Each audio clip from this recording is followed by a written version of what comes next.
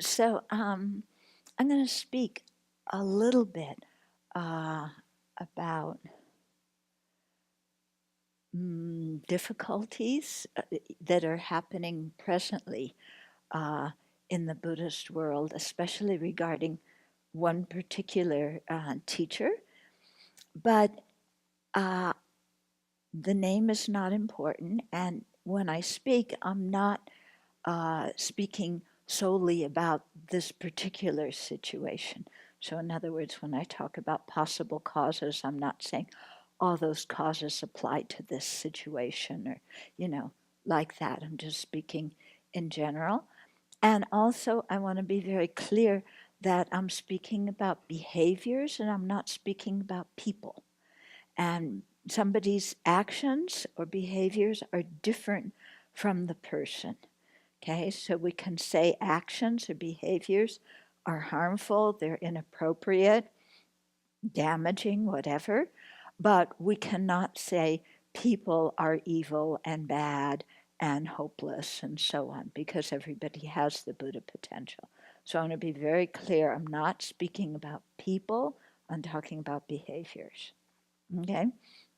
So there's a situation in which one very well respected, very famous Lama who has a big international organization. Um, it seems to have been going on for many years, but and it's come out in the open from time to time. But especially now, some of his students, long-term students who have been with him in the organization for many years, have made some abuse things public. So it concerns sexual abuse, physical abuse, emotional abuse, financial impropriety, and or kind of a lavish lifestyle that the students don't feel is suitable. So it's caused like a big hoopla, and especially the students are very confused, which is why I'm giving this talk. It's to help people who are confused by the whole situation because I've gotten some letters asked from people asking for help. So it might take more than this one particular BBC. Okay? Um, and also to preface this by, we're not only talking about behaviors, not people, but we're, we're approaching this from the perspective of compassion for everybody. So clearly, the people who have been exploited or the people who have felt harmed in any way, our attitude is compassion towards them and, not saying, uh, not blaming the victim. And also, our compassion is towards, whenever there's situations like this, towards the perpetrator as well. Okay? So, as Buddhists, we don't want to get involved with either blaming the victim or condemning the perpetrator because that's talking about people, not behaviors. And I think what we need is compassion for everybody involved in this kind of situation, not a lot of judgment and condemnation and opinions and so on, but to really approach it with compassion.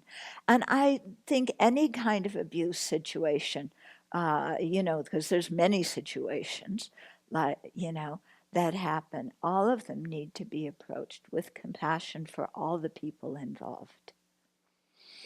Okay, so having said that, one of the first things people say to me is, how could this have happened?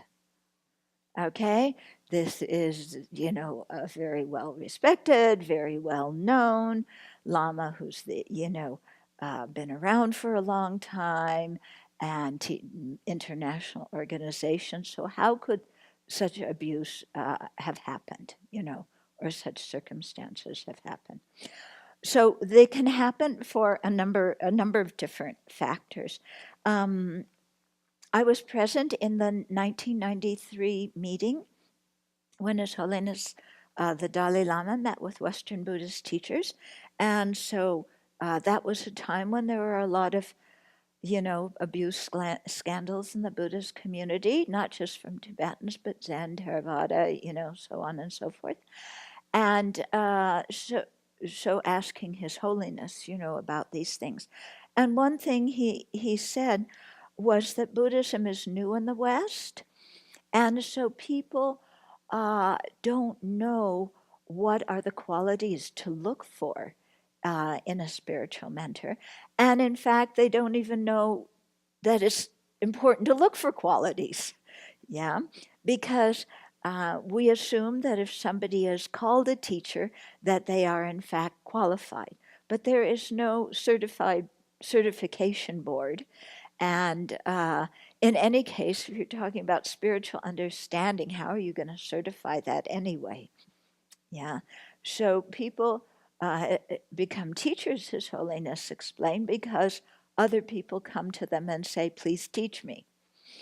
Okay. So that's kind of how it happens. There's no licensing thing. So it's kind of up to the individual students to check the qualities of different people before they accept those people as their teachers. But with Buddhism being new in the West, people don't know that. Yeah. And we could say, well, Buddhism has been around, for in the West maybe 30 years or more. Shouldn't people know this? Not necessarily. No, because people who are coming in new, they're just coming in new. And, you know, they don't know anything about the Dharma. I certainly didn't know when I started, even though that was a long time ago. So, things are new. That's one. And so the newness affects the students. The newness also affects the teachers because the teachers come over here and they're often alone, you know, instead of having a community of other Tibetans around them, which really helps people keep their behavior in check. If they're often the only person at a center, then they have no other Tibetans around them who know what the proper conduct is. And instead, what's around them are students who are adoring, who, love this teacher, and the teacher's very charismatic. And so, even though charisma is not one of the qualities of a qualified spiritual mentor, for people new in the Dharma, charisma speaks loudly. And so the students just adore the teacher. They appreciate the teachings that the teacher gave. And the teacher has nobody else around them who are their friends, who they can talk to if they have difficulties, who, through the presence of other friends like that, keep their behavior in check, you know? Also, when you have lay teachers, as in this particular case, then you have people who don't have the monastic precepts. And so people, they aren't bound by those precepts. And also the students don't expect that kind of, they wouldn't expect celibacy out of a lay teacher. Yeah, even although they would out of a monastic teacher. So that's another way that things can happen because everything is new. Nobody really knows. The expectations aren't really online. Okay. Um, yeah. And then also you have to look inside the particular teacher. Some people have more or less self-discipline. Some people have more or less teachings. Yeah. So you may have teachers who have, people who are known as teachers who have studied with very great lamas. Yeah. But if they did that when they were young, then we don't really know how much, if they were recognized incarnates and they studied with other lamas when they were young, we don't know as children how much they absorb from it. And also their self-discipline may not be very strong. And it becomes very easy to be influenced when you have all these people around you who think you're wonderful. And in the case of Tibetan teachers or foreign teachers, Asian teachers in general, who think, but especially Tibetan, who have this Shangri-La projection on everything Tibetan. Okay, so everything from Tibet is from Shangri-La, hidden in the mountains. They have all these holy people. So everybody who's Tibetan must be holy. They must be special. Tibet is, a society like every other society. They happen to have a lot of very realized beings, but that doesn't mean that everybody who's Tibetan is a realized being. So you take your debate class and you do the 4 points between Tibetan and realized being, okay? And there's no provision that if you're Tibetan, you're a realized being, and no provision that if you're a realized being, you're Tibetan, okay? So you got to check your provisions there, okay? Um, okay, so lack of self-discipline.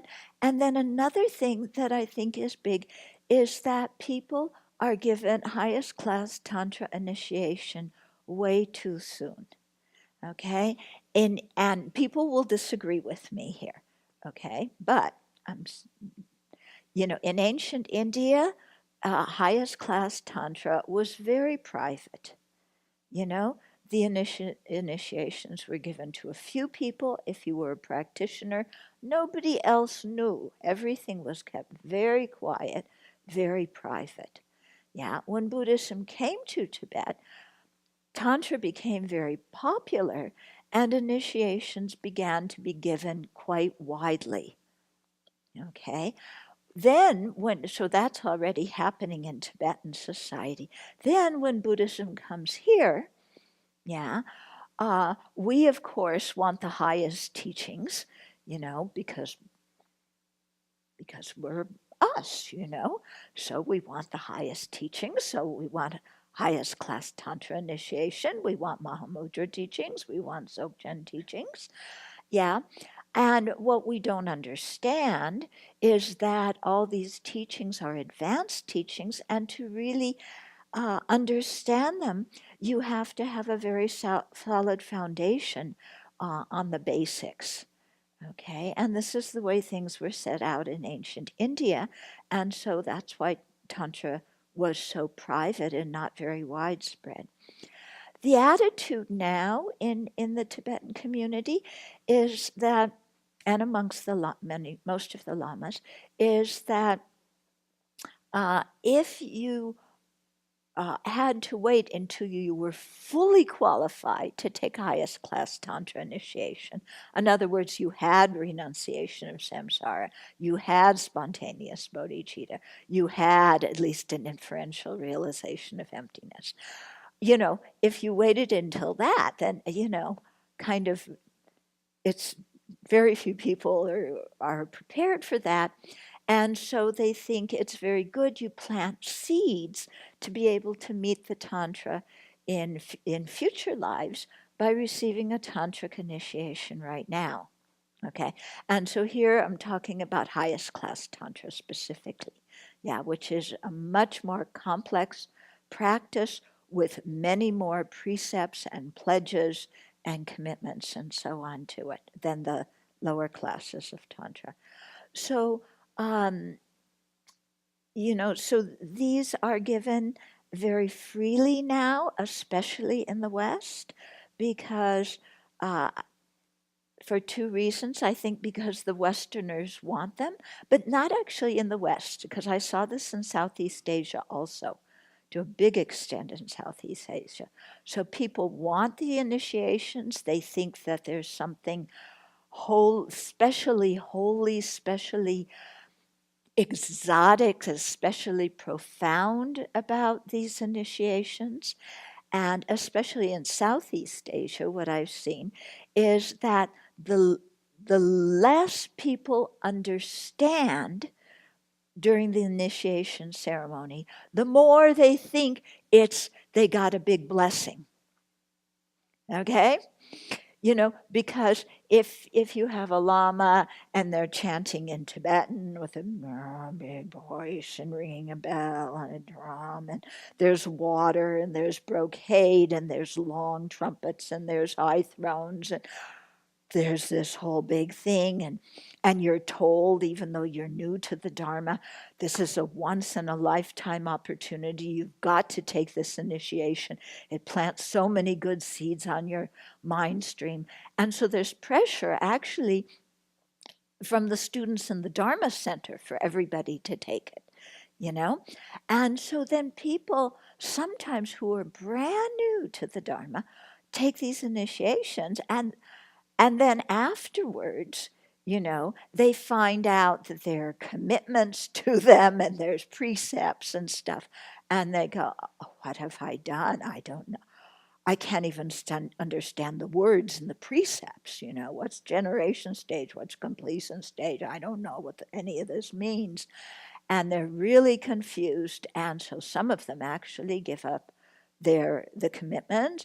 They give up the Dharma because of it.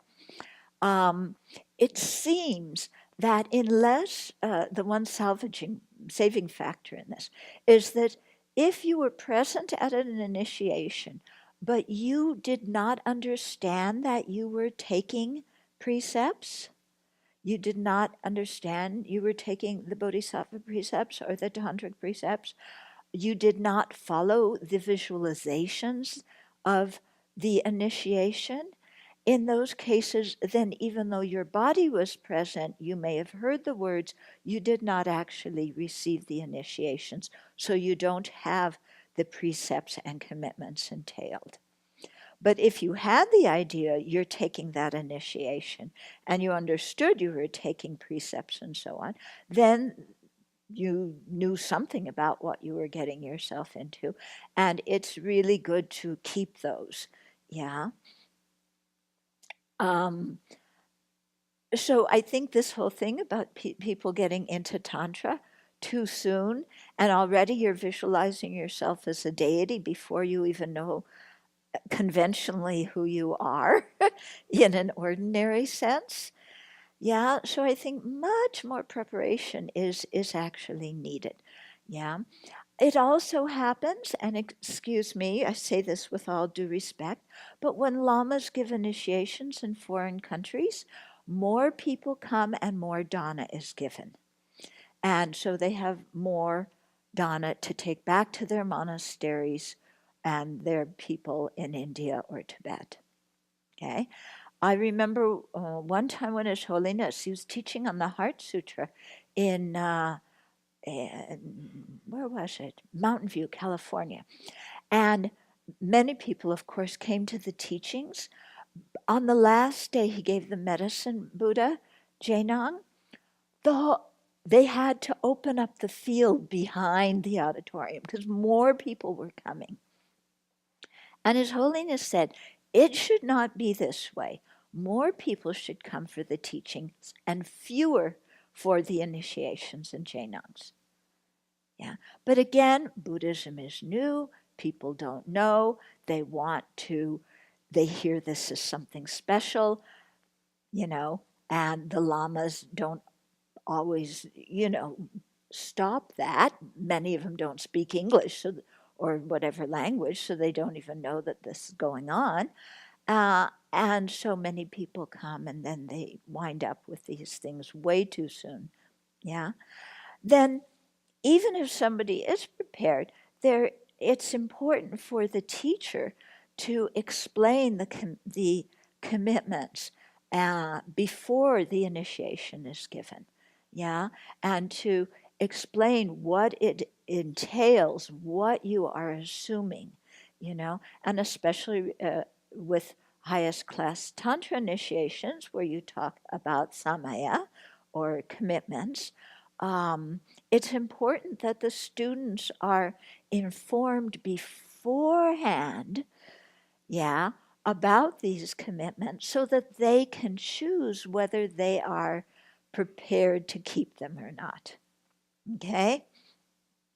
But lots of times that isn't done, or it's done as part of the ceremony, and so people don't, it doesn't register with you what's really going on, because they put a vajra on your head here, and you're supposed to keep the secrets, and you have no idea what that means. Sure, yeah, I'll keep it.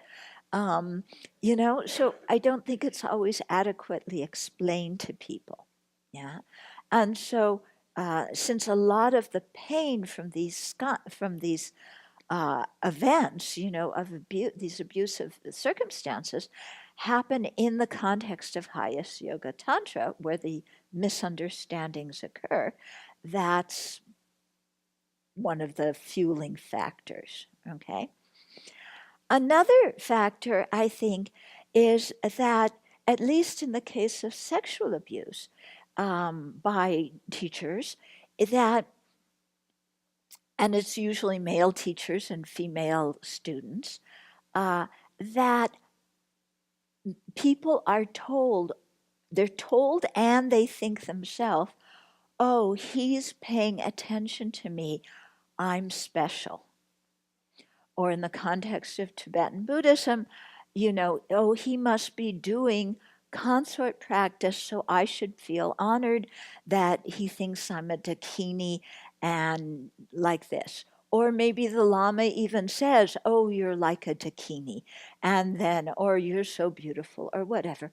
And the woman, in cases like this, where there's definitely a power differential, she feels very flattered, he's paying attention to me, I must be special, I'm getting this special